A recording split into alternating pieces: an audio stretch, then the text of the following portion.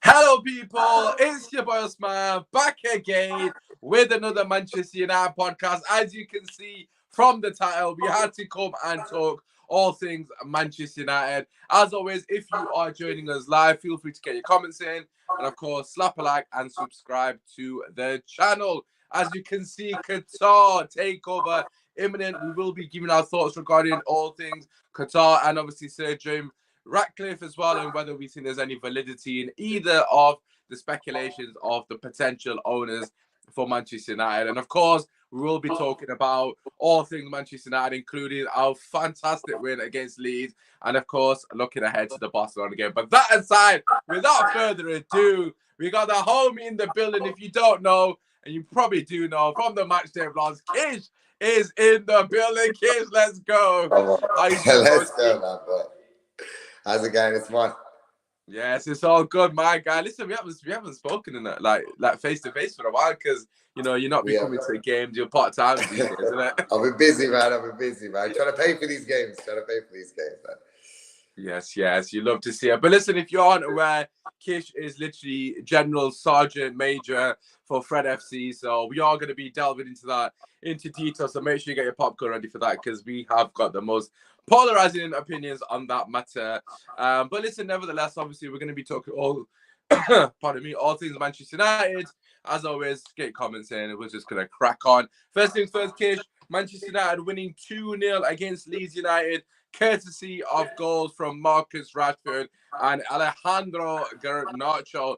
No, I didn't really want to start on a sour note, but let's just quickly, the Garnacho situation, I'm sure you're probably aware. There's been a lot of criticism within a section of the fan base. Let's just start with that, really. What have you made of the whole situation and how he's dealt with it, so to speak? The fan base, I'd hope it's a small percentage of the fan base that are kind of criticizing him. And I can't for the life of me think of why not, why they are, sorry. Even the previous game that he played on the left wing, I don't think that he did too bad. He was a bright spark. He was alive. Fair enough. He wasn't too clinical in the final third, but there was a lot of positives to be taken. And he came on the other game and he was fantastic. He's been a shining light this season. He always puts in 100%, and it's what you want to see. So it's one of our young players who's come through, and he clearly wants to play for the badge. So I can't see why there's an ounce of criticism. And Ten Hag obviously trusts him as well. So he's a key player. When he got that ball yesterday, if I'm honest, there's no doubt in my mind. I knew he was going to put the afterburners on. And as for the finish, well, I've my label for him, young Eden Hazard, and that was Hazard-esque. That was Hazard-esque, right? He looked one way, went the other way, slapped it in. Absolutely tremendous. So no complaints whatsoever from me and Alejandro Garnacho. Onwards and upwards. Yeah, I mean, look, as you said, correctly, in my personal opinion, regarding the criticism, I think the way he's dealt with it is absolutely fantastic. I mean, first things first, from the Leeds game where we drew at Old Trafford, I didn't actually think he played particularly bad. I think it was massively blown out of proportion.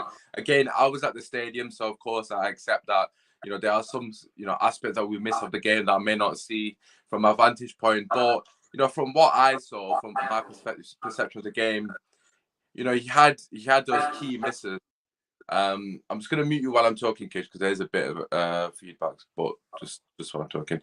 But yeah, so I did feel like he had those key misses, but Ailing, with fair play to him, he dealt with him fairly well in that first game. But at the end of the day, Garnacho is a young 18-year-old lad. He's gonna learn, he's gonna grow from that, he's gonna make mistakes. And for me, I just think it was extremely uncalled for to single out an 18-year-old.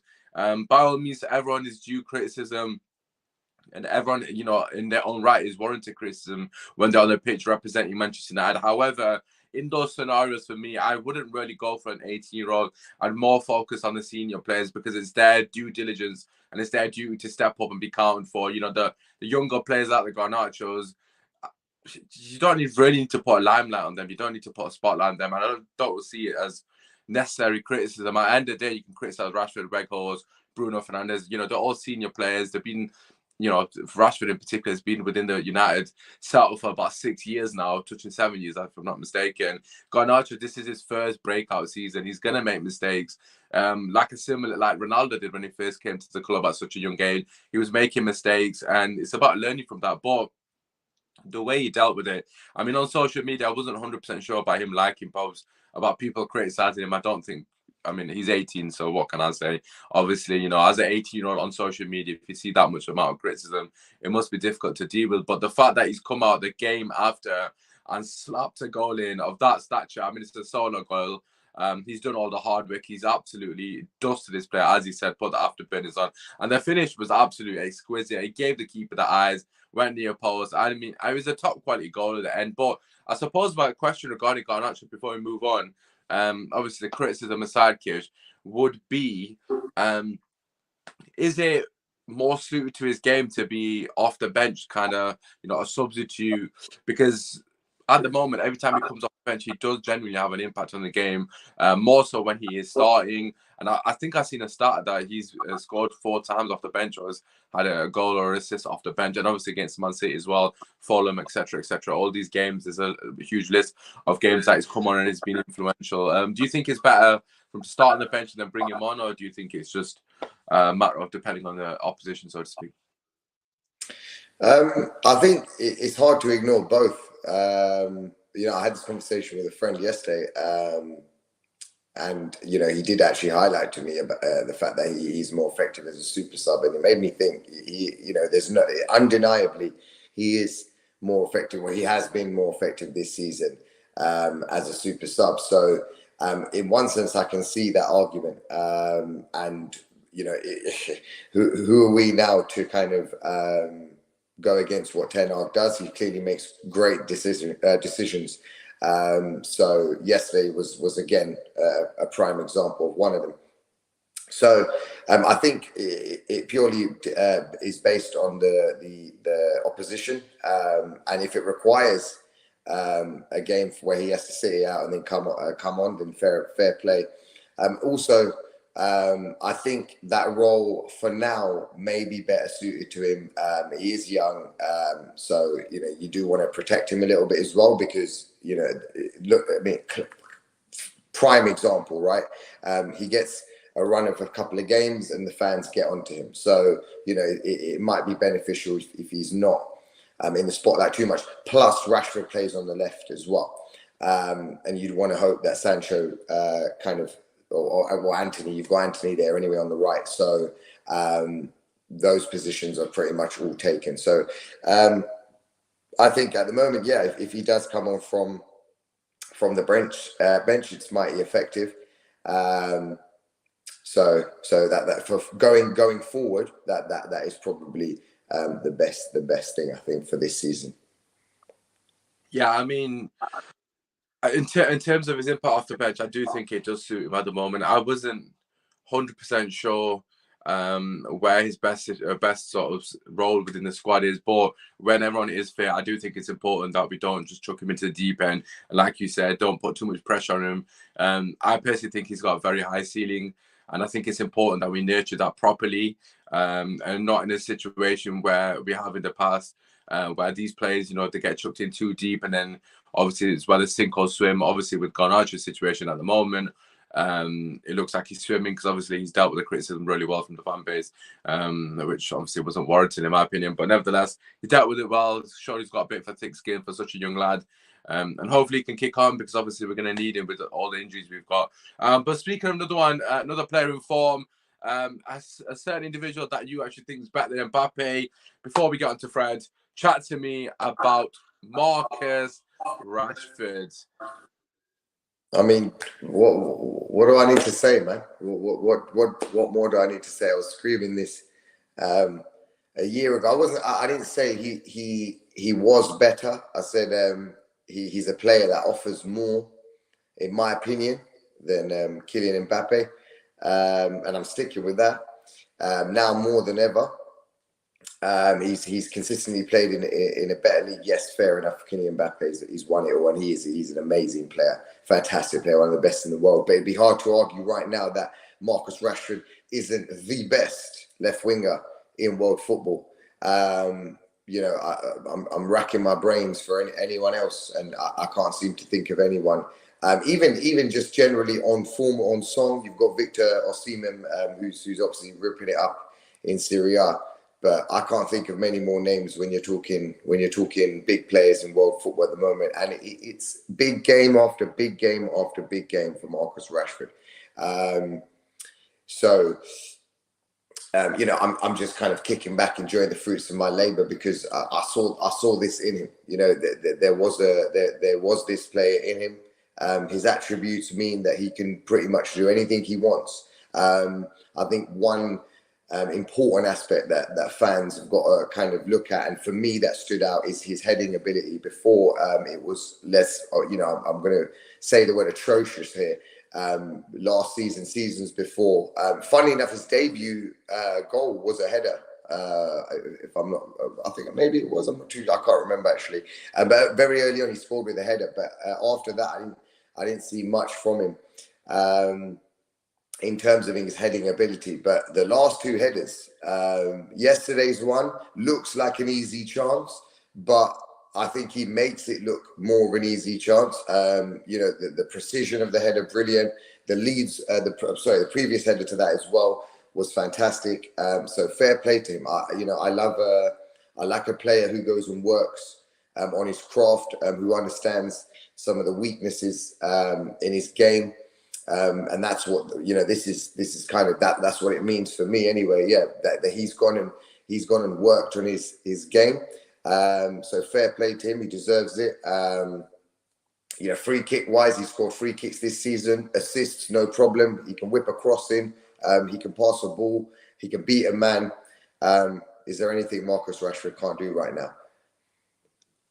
Yeah, I mean, without a shadow of a doubt, he's been in scintillating form, as you mentioned there. In particular, with a heading, I think that's massively improved. We've got a comment from Shade saying credit to Ten Hag and Benny McCarthy. I think it is Benny McCarthy, isn't that? Is his name, right? Yeah. So the coach that came in, I think for me, from what I've seen, anyways, from the training clips, I think Benny McCarthy's impact has been absolutely sensational. I mean, the fact that he's coming and Rashford has gone up levels isn't a coincidence. I think he deserves a lot of credit. I mean, you've seen the footage of him with Rashford in training, practicing heading time and time again. And, as you said, he's been working on his craft, and that has paid dividends because it's been absolutely fantastic. I mean, for me personally, I also will add that, in terms of his overall game, I still will criticize some of his aspects of his game, which is crossing for me. He just doesn't cross enough, to be honest. I mean, how often does he actually get a ball into the box, to be honest, that of quality? But that's not just for Rashford, that's just everyone in general. So yeah, for me personally, there are still aspects of his game that will improve. In terms of what you said with Mbappe, I mean, on form, you have to say Rashford is currently better. I mean, I don't think many people would dispute that. I think Mbappe, you have to take into consideration the league he's doing it in as well. Rashford, of course, is doing it in the Premier League. And you've got to put respect on that. People may say that's biased, but at the end of the day, I'm sorry, if you're scoring 6 goals or 5 goals, sorry, my mistake, 5 goals against some team in Division 6, man, I'm not really interested, to be quite honest with you. However, what I will say is regarding Rashford, we're relying on him too much. I mean, for me, it's a bit of a worry, the fact that we're having to move him back constantly. I mean, he's been extremely he's going to be extremely potent in front of goal, as you mentioned with the 2 headers. But in general, his overall movement has improved as well for me through the lines. I think he's always had fairly good movement in behind, but he seemed to know his timing of the run anyway. In particular, has definitely improved. That was something that I was extremely critical of last season. I felt like he was constantly offside. So again, another thing potentially that has improved this year. But look, at the end of the day, regarding Rashford, the ceiling is extremely high. People wrote him off very early. Kish definitely didn't write him off, and I didn't really, although I definitely had my doubts. Just quickly get some comments in. Obviously, we already read that one. Gakpo, good vibes. I mean, 007.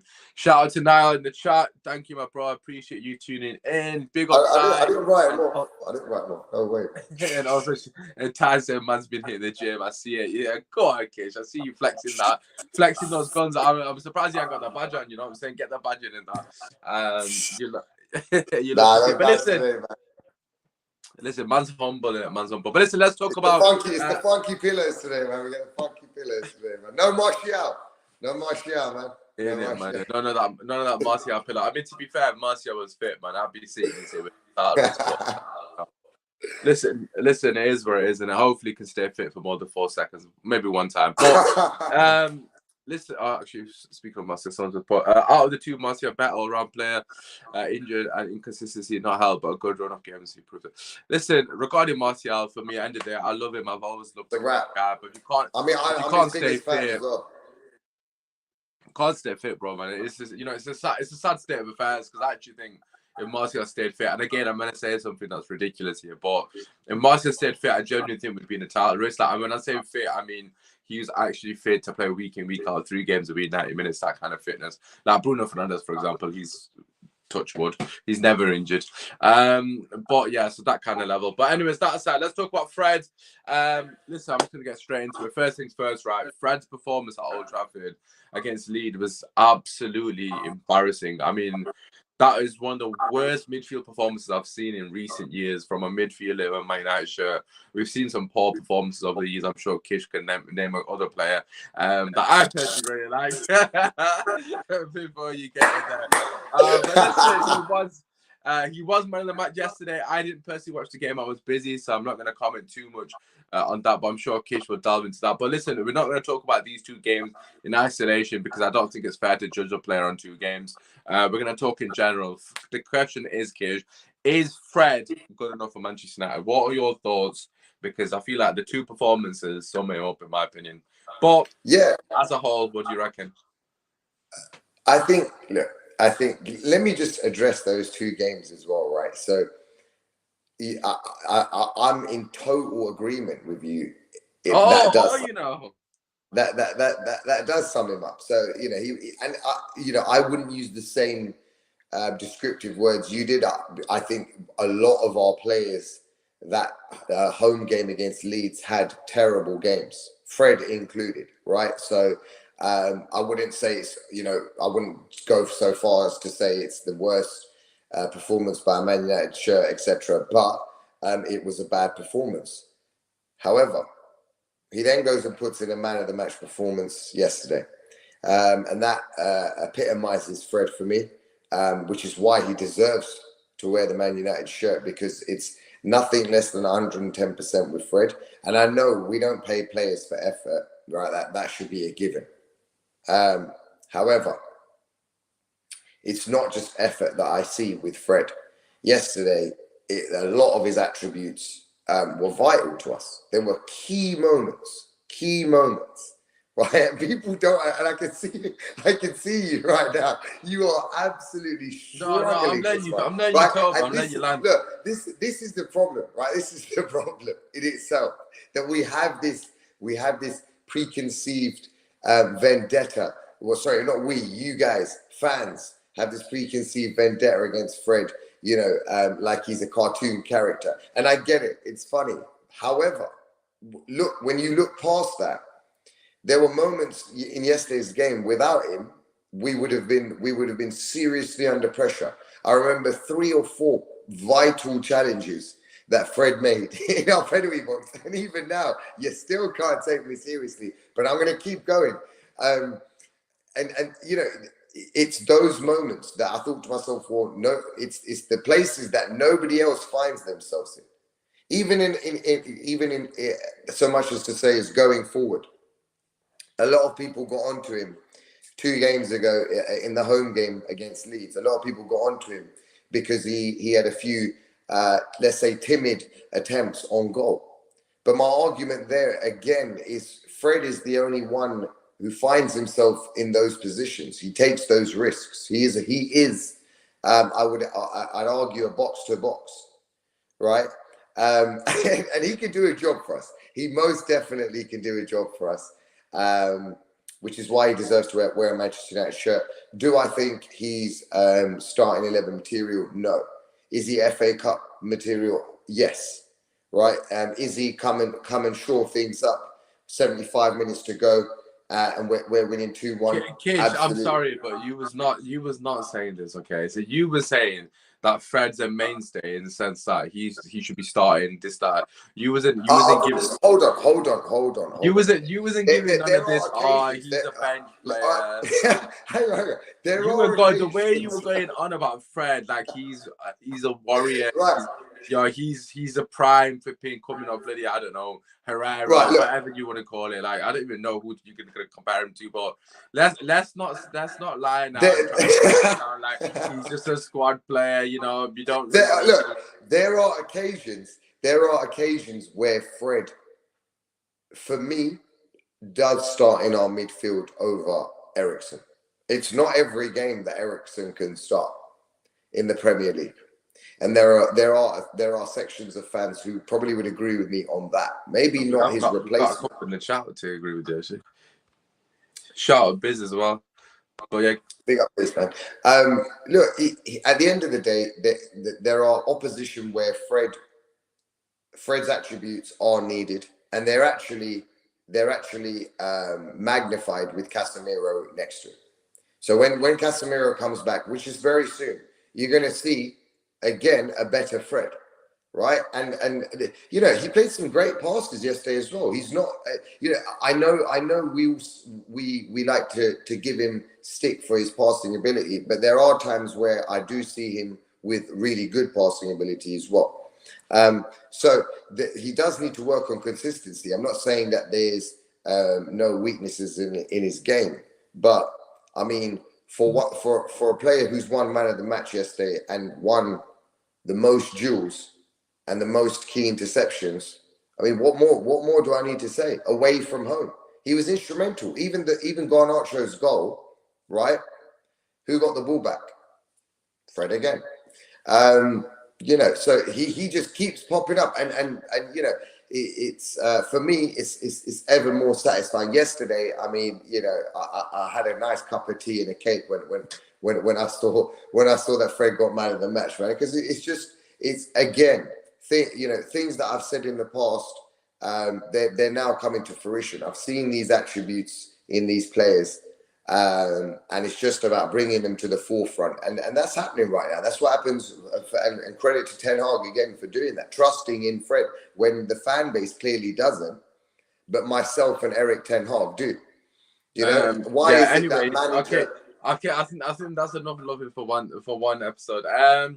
Right, okay, so listen, I'm gonna give you the opposite perspective because I don't agree with this Fred loving, to be honest. I mean, firstly, let's just address that Ten Hag backs Fred. I mean, look, he hasn't got any other options. I'm sorry to break it to you, but Scott, not that I would pick Scott McTominay over Fred, but hypothetically, Scott McTominay's not available, Donny's not available, Eriksen's not available, Casemiro's not available. That's 4 players that could potentially get in the team over Fred, whether you agree or not, fair enough. But not to say Donny would, to be fair, but it is what it is. But nevertheless, look, I don't think he's his first choice. I mean, quite clearly, Eriksen and Casemiro are his first choices, which is understandable. I do agree to an extent. I do agree with the point that you made that some games Fred is better to start over Eriksen, and I do feel like I have said that on a couple of occasions as well. But in general, for me, I've seen Fred for numerous years, and basically to sum Fred up, he has performances like he did yesterday, and in particular against Leeds. To be fair to him, he is normally good against Leeds, but he has those performances in his locker, which is completely fine. I do think, you know, you need players like that in the squad at moments. But overall, as a Manchester United team that are trying to control games under Erik ten Hag and the way he's trying to set us up, Fred is nowhere near the caliber of a Manchester United player. I mean, for me, he can do a job, definitely 10, 15 minutes off the bench. You know, in the last 20 minutes, you know, you need a bit of energy. You need someone to get themselves about, you know, be a nuisance or do a job like Herrera did on Hazard, that kind of vibe. You know, he can do that. Don't get me wrong. But when you're talking about the big leagues, you're talking about winning Champions League, you're talking about winning Premier League titles, you're talking about competing week in, week out, and, you know, actually being on job, Fred is nowhere near good enough to standard. And for me, it's an absolute joke how much praise he gets. I mean, I understand why he gets praised, because the issue with United fans and fans in general, if somebody runs about a lot, they start to get a lot of love and a lot of praise, which, to be fair, that's acceptable. I get it, because obviously you see that person making effort, and automatically you gravitate towards that person, and that, you know, that's understandable, because as a fan, that's what you expect from your players. So I get it. I get why Fred gets that love, but let's keep it real. On the ball, he's absolutely pathetic. He's absolutely pathetic on the ball. Yesterday, he might have been good on the ball, fair enough, but I'm not going to clap him for that, because I'm sorry, as a 1 second, Kish. I'm sorry, as a midfielder for Manchester United, I expect you to make passes. And also, what I will say is, a lot of the passes, he does the odd line breaking pass, but 90% of the time when he tries a line breaking pass, it doesn't come off. I mean, it either goes out of play or it's under hit. I mean, look at Enzo Fernandez. The guy's been in the league for 2 seconds and he's already got an assist. I mean, again, I'm not trying to compare Enzo Fernandez to Fred, because they're completely different in terms of what they bring. But Enzo Fernandez is the kind of caliber player I'm looking at Manchester United. Someone that can do both things, the dog work, and has the capabilities on the ball. For me, I said to you in the chat, Verratti would be my dream player. Not now. I'm talking about as in a player, in terms of, you know, the attributes. You know, he's a dog in terms of the way he gets the ball back, and on the ball he's top quality. I mean, and that's the difference. If you're trying to win league titles, you need someone that can do both. You don't need a one or the other. Fred, to be fair to him, he does have his strength, and I'm not going to deny that he doesn't have strength, because he definitely does bring something to the team. But for me, I'm trying to win Champions Leagues. I'm trying to win leagues. I'm trying to dominate the opposition. If I'm trying to dominate the opposition, Fred does not get in this team. Against Man City, against Liverpool, not Liverpool now, actually, against Arsenal, teams that are going to dominate the ball against us, then know what? Fred will definitely do a job. There's no denying that. But against teams where we're trying to, you know, set the precedent, we're trying to go on the front foot, the guy can't start attacks to save his life, bro. And the amount of runs the front three make that Fred can't pick out. I'm sorry, he's just. I mean, neither can Xhaka, but Arsenal are top of the league, you know. So Xhaka's passing range is extremely good. I mean, see, this is the thing, though. I'm sorry, Xhaka's passing range is considerably better than Fred. If you asked an Arsenal fan about a year ago, or even a year and a half ago, they would have said Xhaka's their equivalent to Fred. I mean, potentially, but the reason they would have said that would have been because Fred. I agree with that comment there. Fred is a squad player at best. The trouble is, at best, right? The trouble is, it's always he most of the time he does give his best. That's the trouble, and that's why fans don't like it, but managers do. Right? Managers love him. That's why he gets into the Brazil team over Fabinho, over he's not in the a team lot of people. Bro, man. He doesn't start for them. He doesn't start for them. Paqueta starts for them, man. Listen, let's not lie, man. Fred, in terms of pecking order for Brazil, is above Fabinho. In the last 8 they don't play in the same position, Cage. I mean, Fred's not replacing Fabinho. Casemiro's got Fabinho on the bench. Fred's in there over Paqueta, maybe Bruno Guimaraes, like that. They're in the same category. Like, obviously Bruno is more of a DM as well. But look, for me personally, all I'm saying is that managers trusted him, right, for some reason or another. I wonder why. Yeah, but the managers trusted Maguire. Let's not forget that one. Maguire was the managers keep picking me. Does that make him a good centre back? One manager picks Maguire. Bro, Maguire is absolutely washed. I'm sorry, but yeah, I'm not saying he's not. Like, believe you me, I know that. But Ollie picked him. Who else? Gareth? Oh, come on. No. Listen, Ollie obviously had a screw loose, poor lad. Listen, the Maguire pick, we don't need to get into that. But regarding Fred, for me, dinner with Ollie soon. Oh my God, we don't need to get into Ollie Gunnar job. But regarding Fred, for me, I would actually get rid of him in summer and replace him. I maybe it depends. I don't know what his contract situation. I feel like he's got a year left. But yeah, for me, he'll be at Old Trafford next season, man. No, I really hope not. But he probably will, because he's probably got a year left. But for me, I'd get rid of him. I'd get rid of him and Scott McTominay. Both of them guys, I've had enough of them. I've seen them too many times and let us down. I mean, the passing, the game against Leeds, I know I said I wasn't going to single out one individual game, but genuinely, the passing was diabolical. I've not seen a player pass that badly in my life, man. I can't believe it. Like, it's not even that. It's like every game, bro. Like, It's just constant. I mean, you got Bruno Fernandes in the team, right? And you got Fred. You can't have both of them passing the ball away erratically all the time. I'm sorry, you can't not have both. It's too much to watch. You know, like for me, like when you've got both of them on the pitch, they're not particularly good at looking after the ball. And the way Ten Hag wants to play, he wants control of the game. I mean, he wants to be able to build attacks, and I think that's what Eriksen has been such a success under Ten Hag, because he's been absolutely influential starting attacks. And Fred, for what he is good at, he's not good at that. And if anything, he's actually one of his weaknesses. And I think he's been found out time and time again. I guess yesterday's game was more of a scrappy affair, open, and then obviously Fred's got that energy. And look, fair play to him. I'll always give him credit when he gets man of the match. And I do think he's had some outstanding performances this season. Don't get me wrong. Obviously, there's been times when me and you've been sat together and Fred's been ridiculously good. And I've given him man of the match, and he's warranted that. But that doesn't make him my quality for me, because he gets a couple of man of the matches. I mean, Scott McTominay gets man of the matches here and there. But I got a comment here from Shahid, which leads us on nicely to the next topic. Anyways, gents, bring in Qatari money, replace Pedri or Verratti. I mean, Verratti is 30, as you said. I mean, I would probably. He's not coming, and Pedri, no chance. I mean, we're not getting either. Well, he's Barcelona through and through.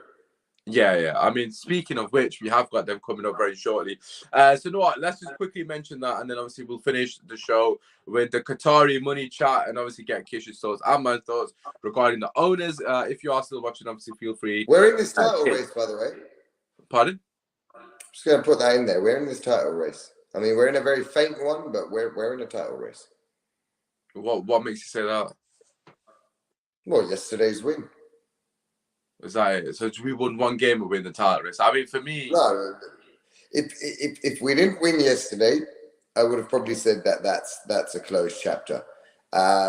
We kept things alive yesterday. We kept ourselves in the conversation yesterday. I look ahead. If we can get through Leicester with a win, Cassie's back, and that's going to transform our midfield once again. And it's scary hours for the league. It is scary hours. We are playing. You know, people are saying we're over reliant on Rashford. Yeah, okay, fine. He's scoring a lot of our goals. I'd have to also argue that we have a lot of players that can contribute to goals as well. You know, you've got the likes of Sancho, you've got the likes of Garnacho, right? When Cassie's even playing, he's dangerous. You'd hope Martial comes back. You'd hope Weghorst. Oh my God, Weghorst. I tell you what, though, he's a bit of a workhorse. I'll give him that, right? He's terrible striker. But good little workhorse. I think that's a bit harsh. I wouldn't say he's a terrible striker. I mean, for me, he has. Yeah, he's got no kind of. I don't think he has a bit of fight in him. You know, and that it kind of makes sense now why Messi was sticking it all over him. You know, and he wasn't really saying anything back. It's just like I want to see a bit more. You know, a bit more fight in him. You know, there were times yesterday for a 6 foot. I think he's 6'4", 6'5". You know, ridiculous like that. Losing headers. I'm pretty sure he missed a header at one point as well. Unforgivable. At that height range, it's absolutely not on at all. Yeah, so I do think that we have got a bit of a chance. If results go our way, you know, do not put us out of that conversation. We got a good squad when everyone returns.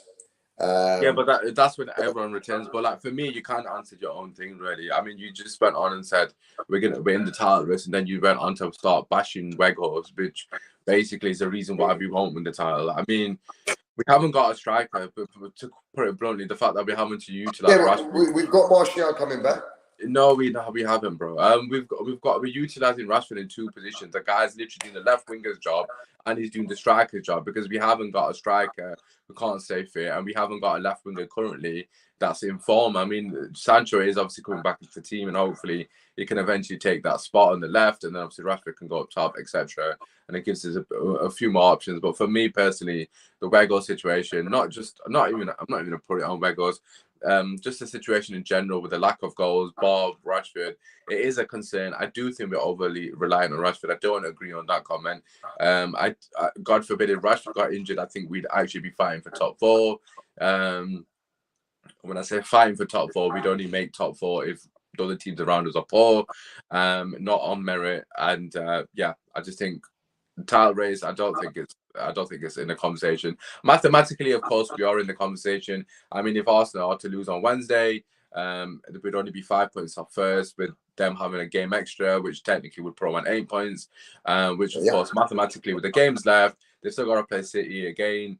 You know, we would be in a title race mathematically, but in terms of putting 5-10 wins together with the players we've got, we are too reliant on one player, and I think we need a squad for that, and we definitely do not have that at the moment. This comment here from James saying we will finish 4th or 5th at best. I don't agree with that. I generally think we will finish 3rd as it stands. I mean, it's quite easy to say that given the fact that we are 3rd. But to be fair, I didn't actually think Newcastle would finish above us, which again can still happen. I thought Liverpool would have made up ground by now, but they haven't. But listen, let's move on swiftly because the Liverpool game is going to kick off soon, and obviously we want to watch them lose again. Listen, let's just finish We're still fighting for this league. Pardon? We're still fighting for this league. Okay, fair enough. Hopefully you're right. Hopefully in a couple of weeks when we redo the podcast, you know, we're having a different conversation. But listen, Case, let's talk about a little bit if we beat them. Calmer. Let's take it one game at a time. But yeah, let's talk about the Qatari owners. Okay, so obviously there's been a lot of speculation in the last couple of weeks, in particular, that Qatari owners are interested in Manchester United, Liverpool, and Tottenham Hotspur. I don't think Tottenham are in the conversation, but obviously each to their own. Then the last week or so, a lot of rumors came out basically saying Liverpool, you know, they want basically the Qatari owners, but the Qatari owners prefer Manchester United because they're a bigger club. I just added that bit in there, but it's probably true. But listen, I just want to get your thoughts regarding the whole situation. Bloomberg has also reported today that Qatari owners are looking to put in a bid for Manchester United, and that bid is imminent. Obviously, if you don't know who Bloomberg are, to be honest, I'm not 100% sure, but I do know that obviously they're a financial page. Obviously, they're not a journalist or in the know. They're actually a legit page, of course. You know, for information to come from them, it's probably more credible than if it was a so-called football journalist, so to speak. But yeah, Kish, what are your thoughts regarding Qatari owners? Do you want them firstly, and do you think there's any truth in it? No? To be honest, look, it's not about who I want as an owner. You know, this party, that party, party A, party B. It's what are their intentions? What are their objectives? I think they need to be made clear. You know, regardless of whether it's Sir Jim Ratcliffe, who's owner of Nice Football Club, which, you know, I hear, I mean, I'm not an expert, but I hear is, you know, kind of up and down. So the success levels there, you know, how good are they? So it would have to be owners that are hungry for success. You know, we've had this regime for too long now where we feel that we've been stifled as a club, and obviously a lot of money's been taken out, and there's a huge debt placed without much work on infrastructure at the club. So you know, it's not about who I want and whether or not it's this party or that party. I want owners who have the best interest of the club at heart and the fans, and actually, you know, take us into consideration. Now, also, I think it's important to highlight that this is a bid. So it doesn't mean anything really. It doesn't mean they're going to be our future owners. You know, sometimes in business as well, some of the parties that remain quiet are the ones that, you know, you may want to pay attention to as well. So some of the parties where you haven't heard much noise around, which are, I know, some of the American corporations. You know, it might be wise to keep your eye on those groups as well. So this is far from over. I also read something today about the Glazers wanting to buy out their other brothers share, and try to remain and keep a proportion of United. What do you make of that? Because obviously I know you teach economics, don't you? That's right. So Yeah. like no with them trying to buy out the siblings and stuff. Is that more for them to keep the club, or would you say that's more for them to get a bigger, bigger piece of the pie when they sell the club? Where would you say? Well, I mean, if I'm honest, first of all, it's Manchester United at the end of the day, right? To give away an asset like that,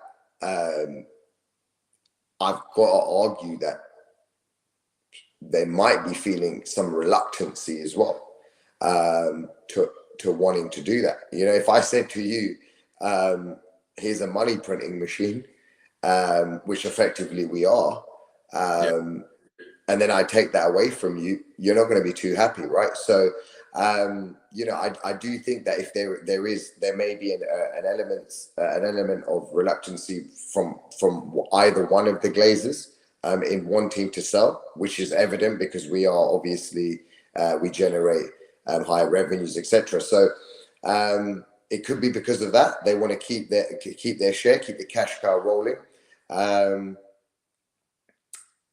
Potentially, I can't see any other reason why. And if they sell as well, it would be a remarkable investment they've made, even walking away from it as well. So, I mean, it's a big waiting game now. Personally, what I would like is a full sale. I do want to see, obviously, new owners. I think it's exciting. I think that it's exciting if we get the correct owners that have our best interests at heart. But I would want to see a new regime, and it brings the freshness to the club as well, which I think we need, and the fans very much deserve a new direction. And I'm so glad that Ten Hag has really given any new owner no doubt whatsoever that he's the man to lead us into the new dawn, if you like. Because what I was worried about was new owners do not mean necessarily they continue with Ten Hag, right? Yeah. They might have their own ideas. Like we saw it with Chelsea, didn't we? They got rid of Tuchel. There you go, right? I had people saying, "Oh, it doesn't matter," but you never know. You never know with new owners. They like to stamp their authority on the club. They like to show who's boss. But I think you have got to be seriously misguided if you're a new owner and you come in and you get rid of Ten Hag. It just means you haven't read the fans, or the papers, or watched anything in the last 8 months. But so all I hope is that our new owners have our best interests at heart, whoever that may be. Obviously, if they're coming with big bank, then so be it. Trillions, and we'll take that. But the main thing is that we don't have another regime where, as fans, we don't feel we have a voice, or as fans, we feel that our football club is not being run the way we want it to be. So best of luck to United. I really hope this goes well, and it's a smooth process, and a full sale as well at that. Yeah, I mean, first things first, right? I agree with the point in which you said it's important that we get people that have the best interests of the club at heart. I've seen a lot of nonsense, to be honest, on social media, where people are saying, oh, they have to be a Manchester United fan, or they have to live within the vicinity of the club, yada, yada, yada. I suppose Sir Jim Ratcliffe actually ticks both of those boxes, coincidentally. But for me personally, I don't think any of those things actually matter. I mean, I don't care if it's a Man United fan or not, and I don't care where they're based. I don't care where they're born. I don't care where they were raised. I don't see why any of those things should get put into play. The only thing that matters is the people that come in to obviously own the club, are capable of doing the job to a high standard. I mean, for me personally, the way the club has been run, I'm sure every United fan agrees, it's been absolutely ridiculous. In the manner in which it's been nothing much more than just a business, really. To be honest, there's never been a point where we've been run as a football club. It's always been run as a business, and I think that's the biggest issue. I think In terms of my preference, I've got to be honest, I do not want Sir Jim Ratcliffe. For me, from the stories I'm hearing of what he's done in France, it hasn't been particularly positive. And obviously, you again, similar to yourself, I'm no expert, just based on hearsay, so to speak. So I suppose I could potentially look into it myself further. But from what I've heard, it's not really positive. And in general, the manner in which he's going about, trying to take over Manchester United, it just doesn't sit well with me. I feel like he's getting in touch with banks in America and he's trying to sort something out in that sense.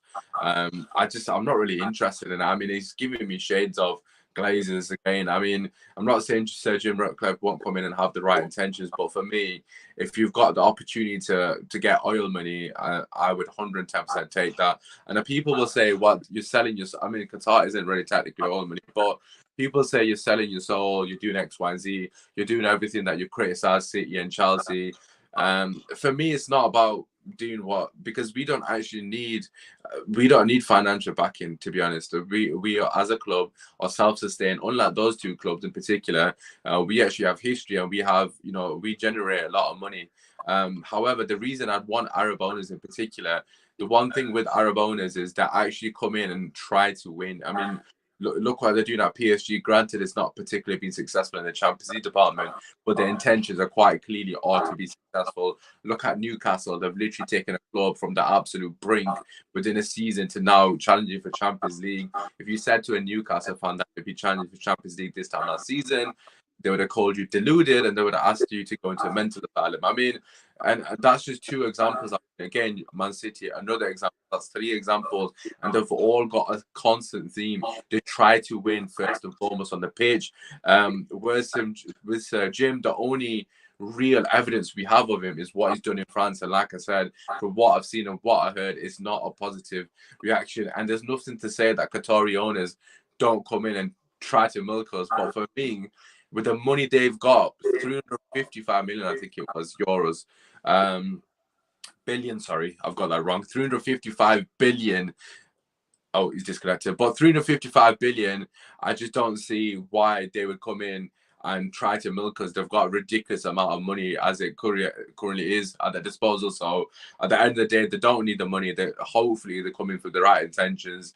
At the end of the day, we need owners to come in and actually completely solve the issues at Manchester United. I mean, the club's got in debt firstly, so we need someone with deep pockets. They need to clear the debt firstly. They also need to rebuild the stadium. They need to rebuild the infrastructure. I mean, the fact that Cristiano Ronaldo's come back to the club, you can agree or disagree with a lot of things that he said, but one thing that you can't disagree with is the fact that the facilities have not changed in the best part of a decade from when he left to when he came back. I mean, that's absolutely embarrassing for a club of Manchester United stature to not be up with the time in terms of off the pitch, in terms of facilities. I mean, why would you want to come to Manchester United if you come in and the facilities are dated? It's just not acceptable, especially for a club of this stature. I mean, as someone who's got a season ticket and I'm at Old Trafford as much as I can possibly be in terms of making it to the games, the stadium is battered. I mean, they've not even watched it. I mean, you can quite clearly see in daylight, during the day, that it's dirty. I mean, the stadium is physically dirty. You can see it with your own eyes.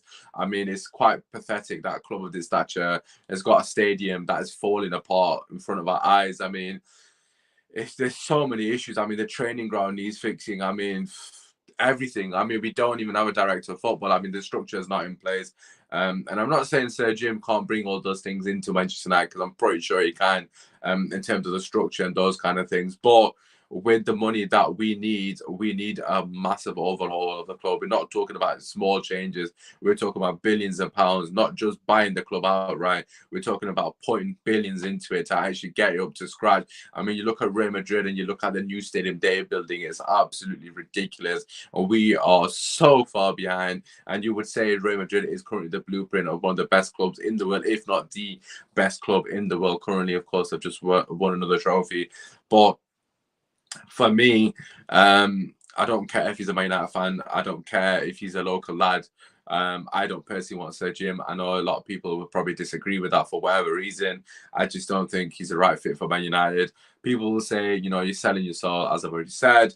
But at the end of the day, we need to look out for numero uno, which is Manchester United. What is the best thing for Man United going forward? We need someone to come in who's going to make wholesale changes. And of course, the Qatari investors are Man United fans, which is a massive positive, because of course, you know, it's just another thing that they've got going for themselves. But I just don't like the narrative that, you know, anyone from Qatar or anyone from the Middle East in particular is sports washing. We do not, I mean, everyone, basically the sort of narrative is we do not want to be affiliated with this, these kind of owners because they're sports washing. I mean, firstly, have you got proof that someone from Qatar is sports washing? Have you got any evidence? I mean, there's so many baseless claims on Twitter in particular of people claiming that they're sports washing, we don't want them. And again, I'm not going to point fingers, but there's US owners in there. There's bloody owners from all over the world. You know, Sir Jim, what's to say he's not sports washing? What's to say he's not corrupt? Well, I'm not saying he is any of those things, but what I'm saying is, why is it every time it's a Middle Eastern owner, automatically people saying sports watching, etc., etc., they're not morally correct, I mean, or ethically correct? Why are we saying that? I just think it's absolutely ridiculous, extremely xenophobic, and for me, that doesn't sit well with me either. So I would always call that out, and if you follow me on Twitter, you know that I've called that out on numerous occasions. Don't say Jim live in France. I'll be honest with you, I'm not 100% sure where he lives. I'm feeling Qatar, baby. That's the kind of energy we want. And then we've got Jim saying too true. Shout out to you. Let's get a couple more comments in. If you mean Muslim, Hind Harris has been a Muslim for 30 years. Yeah, okay, that's just a couple of comments. But listen, if you are still tuning in, please do slap a like on the video and subscribe to the channel. Please let me know your thoughts on your perspective of the owners. You know, where do you sit with the whole situation? Is it a matter of, you know, you don't care similar to what kids said as long as they've got the right intentions? Or do you have a personal preference? For me personally, I want Qatari owners. I'm not going to shy away from it. You know, people can call me what they want. You know, people can say I'm selling my soul. I don't really care personally because I don't see it like that. I see as people are going to come in who are going to invest properly into the infrastructure of Manchester United, and they've got money to do so. And they're also going to put the club back to where it belongs, at the top table, eating with Real Madrid, Barcelona, Bayern Munich, etc., etc. I mean, I'm sick and tired of, you know, us being where we are currently, which is like floundering, like with small clubs with like Liverpool. I mean, we shouldn't be in the same category or table as Liverpool, Man City, etc. Man, we're a bigger club than both of them teams. And at the end of the day, we need to start acting like that. And look, if it means we have to get owners that are extremely rich, so be it. Look at Newcastle. As I said, you know, everyone was talking about the ethical stuff prior. Again, I don't know if, I mean, some of it may be true in terms of the question marks. Again, I'm not gonna particularly comment on something I don't know enough about. But what I will say is all that has been forgotten to an extent. But secondly, you know, what's to say other billionaires aren't corrupt? I mean, if we're gonna just sit here and just talk about one set of billionaires, i.e., those from the Middle East as being corrupt and sports washing, why don't we do a due diligence and look at every single owner in the Premier League and do our homework properly? I can assure you that most of them, probably all of them, have got something shady. I'm not saying I'm just alleging, but how many billionaires are legit in this day and age? We don't know. We don't know the truth. We don't know what goes on behind closed doors. They could all be corrupt. They could all be saints. We don't know. The truth of the matter is, let's just hold our horses regarding making bold statements about people that we have done absolutely no homework on. At the end of the day, let's just treat everyone the same. It doesn't matter if you're from the Middle East, the USA, England, France, etc., Italy. End of the day, if you haven't done your homework, let's not make stupid claims. But anyways, that is the end of the video. I'm just going to quickly conclude and say, as I said earlier, there has been a lot of speculation with Manchester United and Qatari owners. I've been very much interested. The owner is a Manchester United fan, if that means anything to you. We'll see. Obviously, make sure you stay up to date with everything that is Manchester United by subscribing to the channel. If you haven't already noticed, I have been posting a lot of matchday vlogs, and that will be continuing to be the theme on the channel. I will be doing a watch along, hopefully, for the United Leicester game. I was actually planning on going to the game because I've got a season ticket, as you guys know. But sadly, well, not sadly, I've got family coming over basically, so we're going to watch it at home and hopefully watch along that for you, the people. Regarding the Barcelona game, I'm actually working for, well, I'm basically in Manchester. I'm doing a bit for the United stand, so I'll be on their channel covering the Barcelona game. I might do a shorts or anything for our channel as well. But if you haven't already, please do slap a like on the video. Make sure you share the content. I appreciate everyone that still watches me. I know the views are going up and down constantly because I'm not posting regularly. I promise I'm trying my best to be consistent, but I've just got so much going on. But hopefully you enjoy the match day vlogs because at least I can post that for you lovely people. But yeah, apart from that, make sure you subscribe to the channel. Obviously, shout out to Cage for coming through. Make sure you follow me on my socials, which you can see on the screen over here. It's Usman Talk United on Twitter and on TikTok, which is actually, if you want to see my content more, I actually post on TikTok maybe 3-4 times a day, to be honest, give or take. So yeah, make sure you follow me on that if you're not already. But yeah, apart from that, I hope you guys enjoyed the video. As always, thank you so much for everyone that tunes in. I appreciate you guys. And now I'm going to go and watch Liverpool lose to Everton.